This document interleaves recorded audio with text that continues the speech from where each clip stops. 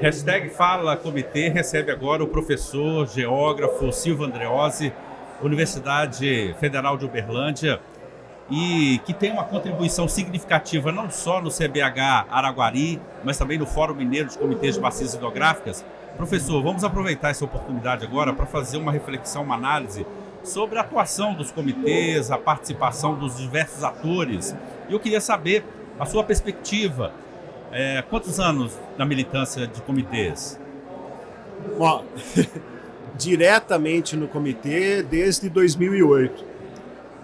Em 2008, quando foi constituído o CBH Paranaíba, eu passei a representar a Universidade Federal de Uberlândia no Comitê Federal do Paranaíba, né? E depois eu deixei o Paranaíba, lá coordenei durante 2 anos a Câmara Técnica de Planejamento, né? E depois saí, fui representar a universidade no Comitê do Araguari, mais próximo de casa ali. E então, efetivamente, desde 2008, mas quando eu fiz o meu doutoramento nos anos 2000, 2004, ele já era focado em planejamento e gestão de bacias hidrográficas. Então eu estou envolvido com o tema desde o século passado, do final do século passado. Nesse estudo, foi possível acessar outras regiões de Minas, do país, para entender a gestão hídrica? Sim. Isso em que ano exatamente? O meu doutoramento foi entre 2000 e 2004. Né? Muita coisa mudou de lá para cá. Muita coisa mudou, mas a base legal não, né? A base legal é a mesma. A questão da militância, da atuação dos atores. Né? Muita coisa. Panoramas. Cresceu muito, o sistema como um todo cresceu muito.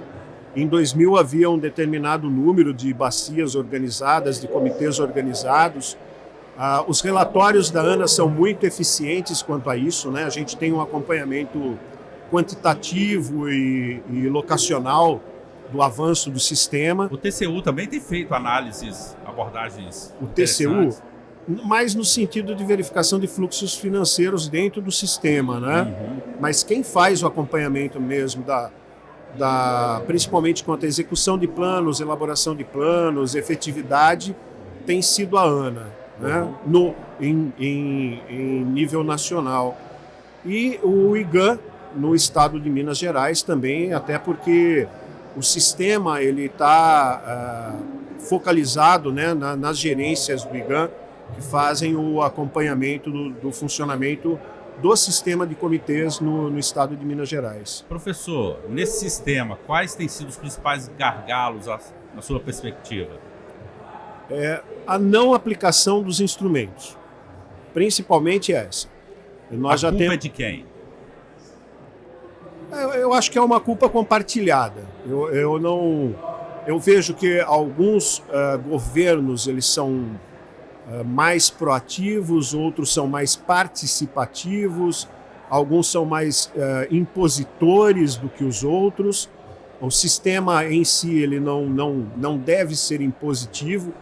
Toda a legislação foi baseada numa questão de participação, né? Se você não fomenta a sociedade para participar, o sistema ele é capenga, ele falha, né? Em algum momento, mão de poucos. Ele acaba ficando na mão de poucos. E uma coisa que a gente tem culturalmente, e nós temos que tomar um cuidado muito grande, é que a velocidade de renovação de quadros, de participação nos comitês, ela é muito lenta.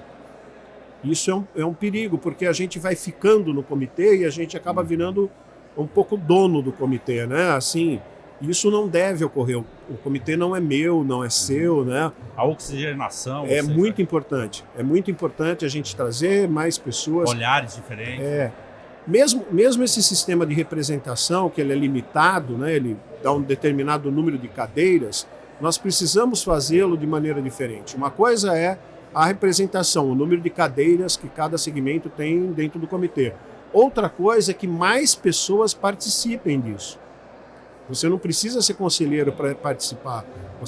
Você tem que... A nossa própria representação ela precisa ser repensada. Por exemplo, o quanto eu, que represento o segmento das instituições de ensino e pesquisa, o quanto eu interajo enquanto representante do segmento com outras instituições que não a minha. né? Então é fácil apontar a falha dos outros, mas nós temos falhas também. E há uma coisa que é contínua, né, Sinise? A gente vai passando aqui pelos encontros nacionais, e a questão da publicidade. A questão de que mais pessoas entendam a existência, saibam da existência e compreendam a importância dele. Está muito restrito a quem milita, né? Acaba ficando muito assim, a um grupo, né? Isso precisa ser aberto, isso precisa ser de alcance da sociedade. Diante dos cenários atuais, eu não falo só do seu, mas creio que você faz uma análise de outras bacias também. Como é que você enxerga o futuro dos comitês? Eu acho positivo. Sinceramente, eu acho positivo. Até porque o que nós tínhamos há 20 anos atrás, o que nós temos agora, é melhor. Mas a gente ainda não aprendeu aquilo ou não entendeu. Agora é uma avaliação pessoal. Eu acho que a gente ainda não entendeu ou não quer entender o que estava lá, qual é o espírito da legislação. Os comitês de bacia, eles surgiram para gerenciar um espaço territorial próximo em que os entes, né, a sociedade civil, os usuários e o Estado conversem em pé de igualdade. Há uma dificuldade muito grande do Estado, dos representantes do poder público, entenderem que a governança não é do Estado. A governança é do comitê como ente de Estado. Em algumas situações específicas, determinados segmentos também acabam preponderando. Existe, na nossa sociedade assim, não seria diferente nos comitês. Então, por exemplo, o poder econômico, ele tem uma capacidade de se impor, e isso cria um problema de embate, né? Os modelos de financiamento, por exemplo, precisam ser reconhecidos, precisam ser compreendidos. E o exercício democrático, ele não é fácil. Escutar o outro, escutar a opinião do outro, né? Eu sempre digo o seguinte: todo mundo lá sabe o papel que todo mundo tem. O representante da atividade industrial vai defender os interesses da atividade industrial. O representante do Estado deveria defender os interesses do Estado e não do governo, que essa é uma leitura diferente que eu faço. Tem que ter um entendimento de convergência, né? Sim, e a gente está ali para discutir as diferenças mesmo. Se todos nós pensássemos a mesma coisa, não haveria necessidade dessa reunião. Então nós estamos ali para discutir diferenças e tentar encontrar caminhos que, em meio a essas diferenças, tragam vantagens para todo mundo. Infelizmente, precisamos interromper. O papo flui, é muito interessante, instigante.